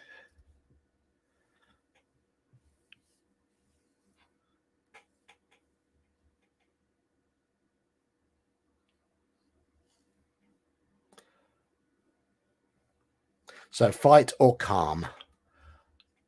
Looks like Midnight's going for calm. Nico's going for calm. Justin's going for calm. Crafting Gamer's going for calm. We're leaning towards calm now. I wonder if it's like luggage. I mean, if you've read Terry Pratchett's books, there's a luggage in that. That's quite entertaining. I wonder if she's copying her dad. So we're going to try and calm it down. 130.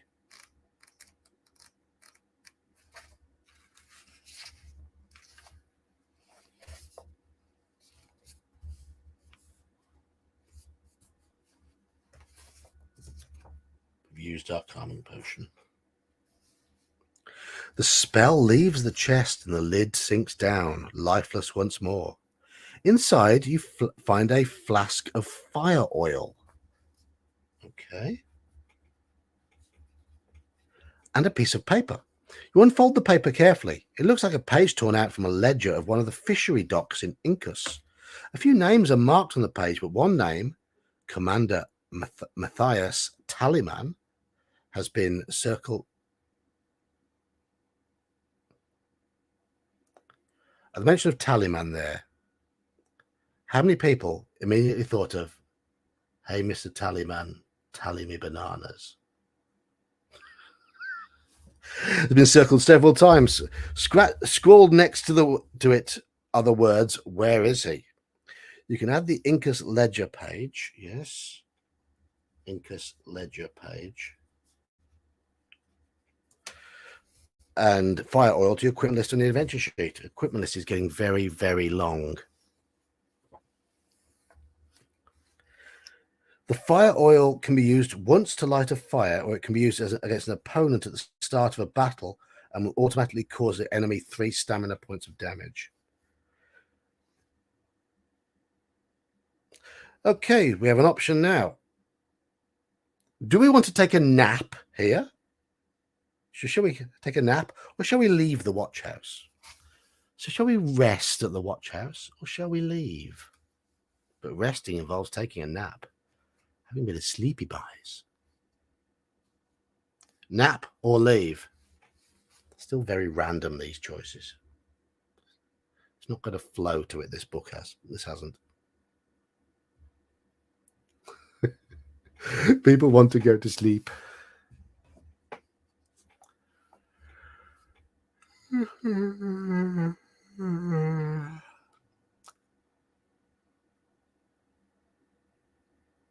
One, two, three for nap. 2 for leave.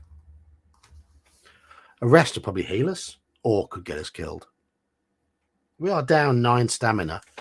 We've got loads of ways actually. If we eat our apple pie and eat the stinky fruit, there we go, we've healed some stamina. Okay, we are now leaning towards taking a nap with Squirrel Hermit's vote, so let's take a nap.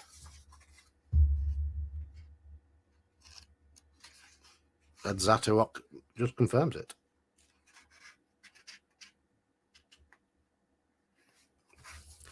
You sleep for a fitful hour or so. In your dreams, you are flying through the skies above Pangaria, trying to catch your falling Skywatch friends. They cry out to you as they tumble through the air. You save one, but more plummet away from your grasp. You grab a flailing arm, only to realize it's your own face that you see staring back at you. You try to hold on, gripping tighter, but it's no good. You watch as your screaming face falls away from you, your limbs flailing uselessly as your doppelganger drops away into nothingness. The sleep isn't peaceful, but it is at least restful. Regain 2 stamina points. You awake to a strange buzzing sound on the edge of hearing, like the rapid flapping of tiny wings. You peer into the gloom, and in the corner of the barracks, you see something that looks like a metal eye. It's about the size of a grapefruit. Instead of an iris, you realize that the metal contraption has a large lens. It is held up by small wings, reminiscent of your hovers. The metal eye zips around, blinking at you. It's very unnerving. You throw your boot at it. Roll the d6. 2. Turned 176. The contraption emits a high-pitched noise that sends a small fireball towards you. Test your skill. You passed. 202.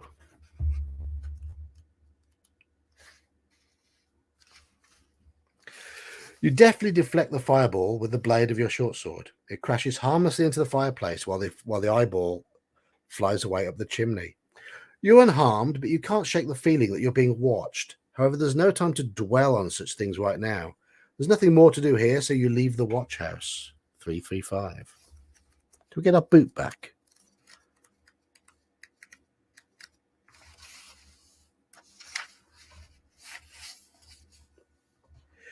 You head for the watch house door. You're just about to step through when whoosh, whoosh, whoosh.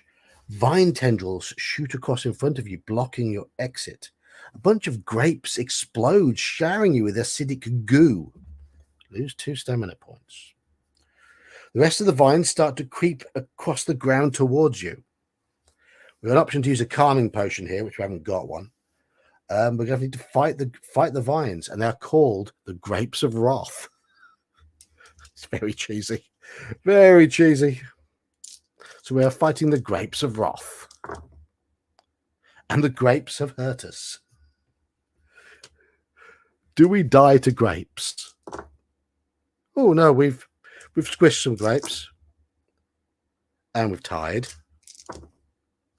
And we've squished some more grapes. There's 4 stamina points left. 2 stamina points left for the grapes. And the grapes have been well and truly crushed.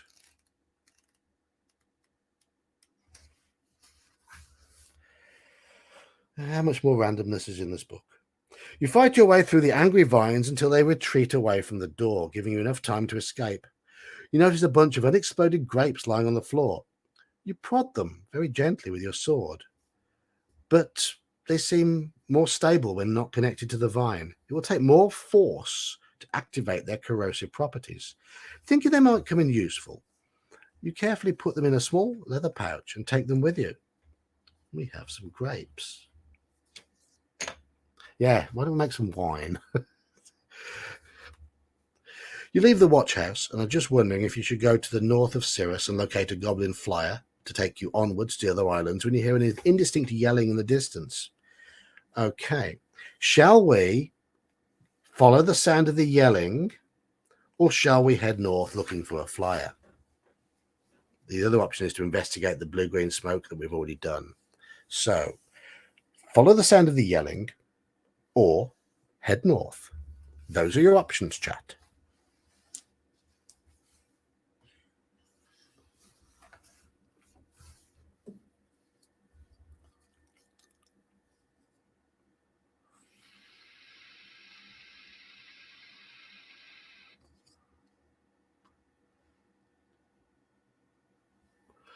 Two for north, two for yelling at the moment. 3 for north, 2 for yelling.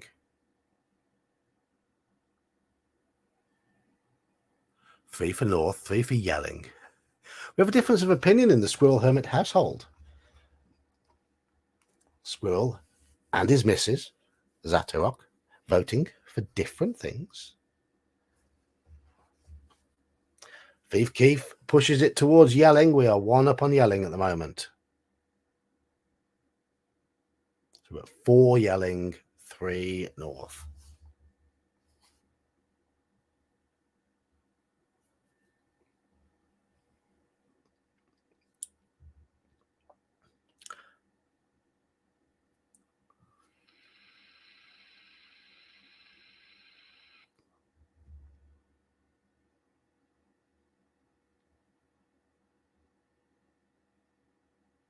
Any more for yelling? Any more for north? Any more votes? It's currently 4 yelling, 3 north. I'll give it another 10 seconds. Remember, I lag a little, so...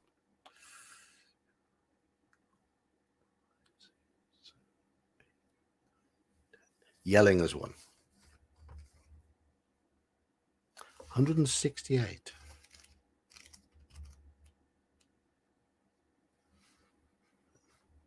I can pluck your vote.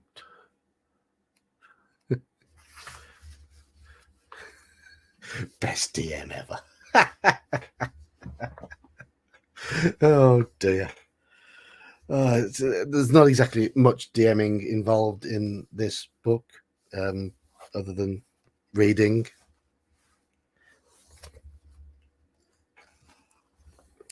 We've got a picture. We've got a picture for the first time.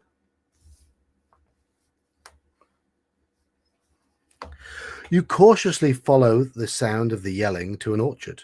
There you find an elderly woman grasping a spade and fending off a marauding fruit tree, which has gained both life and an aggressive streak. Instead of the beautiful spiky red fruit that the tree normally bears, the branches are covered with tiny snapping dragon heads. One of the heads lunges at the woman and she smacks it with a shovel. The head looks dazed for a moment and then turns a stream of fire on her. She uses a shovel as a shield, but the metal melts away. She's out of defenses. She drops the melted shovel, rolls up her sleeves, and readies her fists. If she's going to go out, she'll go out swinging, but then she spots you. Give us a hand, would you, officer? You cannot leave the old woman to fend for herself against the plant, so you engage the dragon fruit tree. Dragon fruit tree. That's another pun. Okay, and we do have a bit of artwork. There we go. It's not very good artwork in this book, I'm afraid. Old woman fighting dragon fruit tree. Can we offer to play a game of cards with the tree? Okay, let's fight. In this fight, we have a skill of 8 and a stamina of 15. It's got skill of 8 and stamina 9. It's hit us.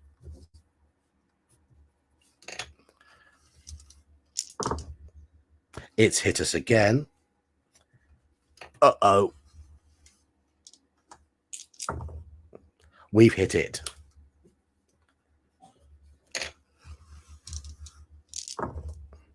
We've hit it again. It's even so far. Can you imagine that with equal skill? It's hit us.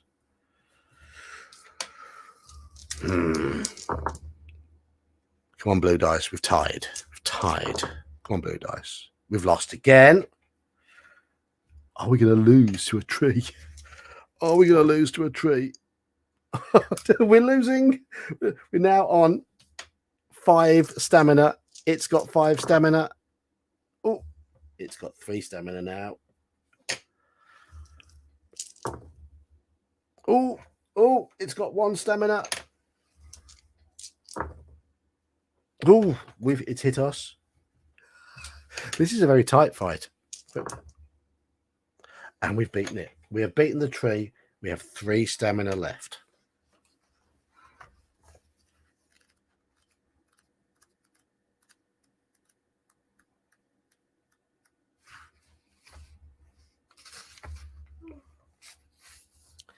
With a shake of its few remaining heads, the dragon fruit tree sinks its roots back into the earth and it becomes still again.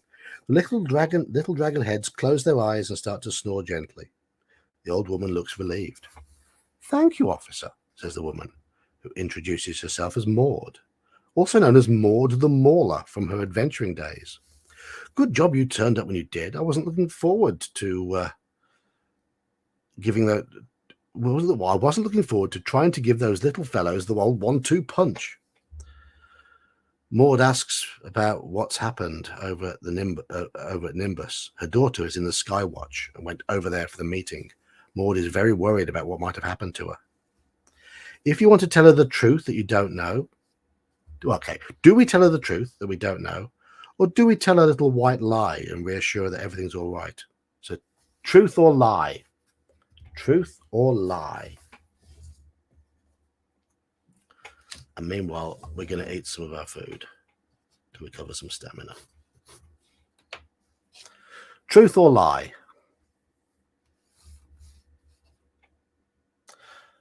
Going to go for another 8 minutes on this stream tonight. I've got work tomorrow, sadly. But 8 more minutes. Going to finish this one at 11:30 my time.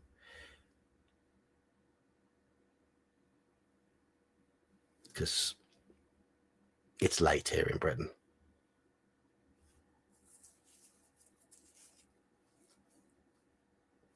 I know you all. I mean, are there any Brits in tonight? Don't think there are. I think everyone's from the other side of the Atlantic tonight. So it's probably 5 o'clock at night, 6 o'clock at night for you lot. Or coming up to 5:30, 6:30.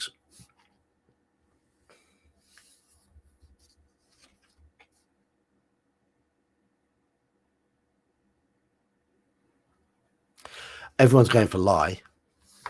So we can tell a little white lie. 329.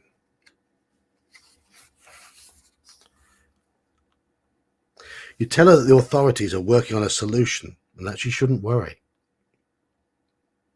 You're sure Nimbus will be back in Pangaria soon. Maud gives you the hard stare, weighing up what you said.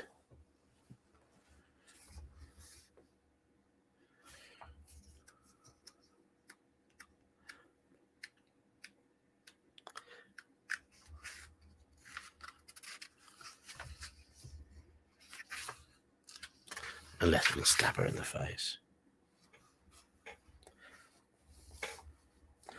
"Well, you'll be needing a little bit of help then," says Maud, going to a little cottage and coming out with a warhammer and a healing potion.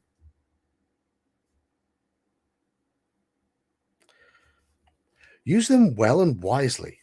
I'll be ordering a few more cloudkin from Altos just in case those trees start firing up again."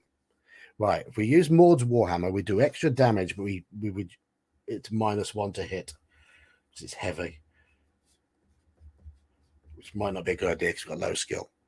Healing potion is +4 stamina.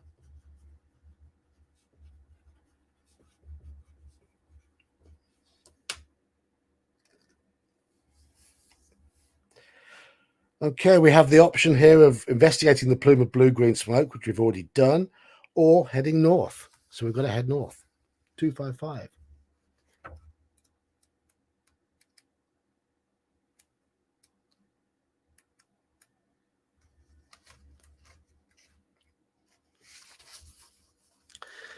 So there's two of you on the West Coast by looks of things, Crafting Gamer and Jeb.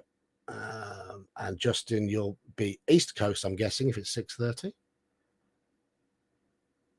So you're talking New Jersey, New York, Florida, down that line, I assume. Well, I think or Maine, or I don't know. Even somewhere in Eastern Canada. Because I know we have a few Canadians. Toronto. Oh, you're in Toronto. You're one of the many from Toronto who seem to have found themselves onto my streams. General Nut and Mage, also from Toronto.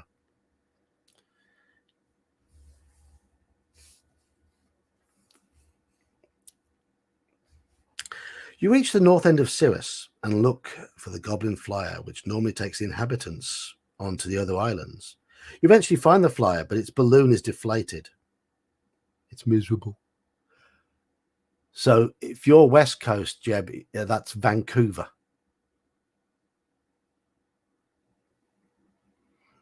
I've never been to America. I've never been west of Ireland, so I don't know anything about it. You eventually find the flyer, but its balloon is deflated, and its goblin pilot is rummaging angrily in his tool bag while muttering to himself. You approach him carefully. Would I be right in saying Vancouver, Jeb? Oh, further west of Vancouver. Okay.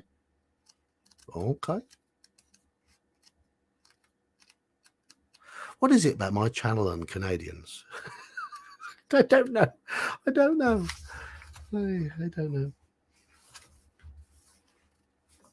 When we were playing OSE last week, there was a majority of players were from Canada.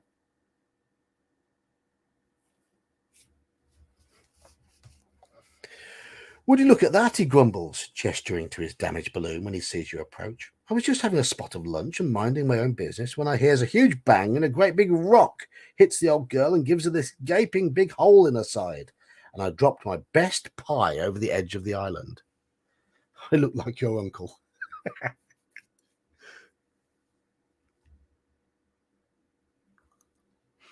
What about Swiss French? Is that what you are, Midnight?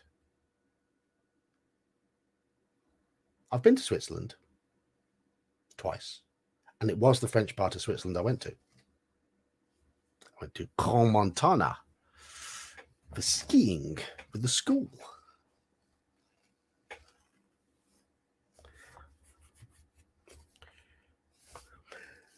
He sadly strokes the deflated balloon.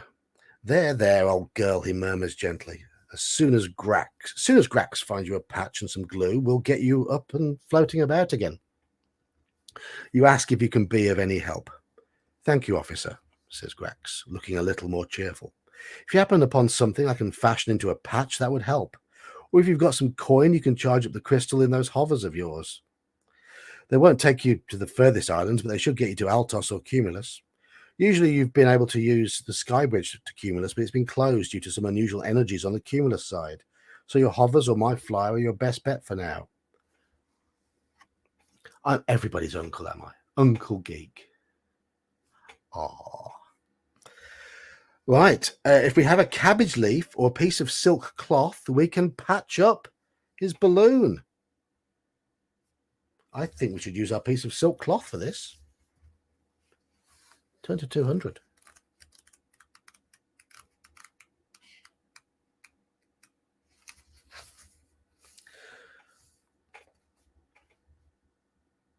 Yes, I think that should do the trick. Now all I need is something to glue it down with. You got anything? No, we haven't. We'd need toad goop or healing honey here. We haven't. We're going to have to charge up our hovers. But we'll have to charge up our hovers next week because we have survived this not so good book up until now. So we've all got this book to look forward to again next week. I've written down number 80, which is where we'll be starting. But I've got work in the morning. My throat is dry. My glass is empty. and I need to be up for work. So I'm going to call it there for tonight. Maybe have a little bit of a chat before I go, though. A little bit of a chat. A bit on the young side to be your uncle, more like older cousin. Glad you enjoyed it, Midnight. You're more than welcome to come along to all of these. I do these most Fridays. Didn't do it last week because I was at a fundraising night for me at my daughter's football club. But yeah, most Fridays we do this. We did have a game of Drinking Quest one Friday though. Mage ran that, and a group of us, including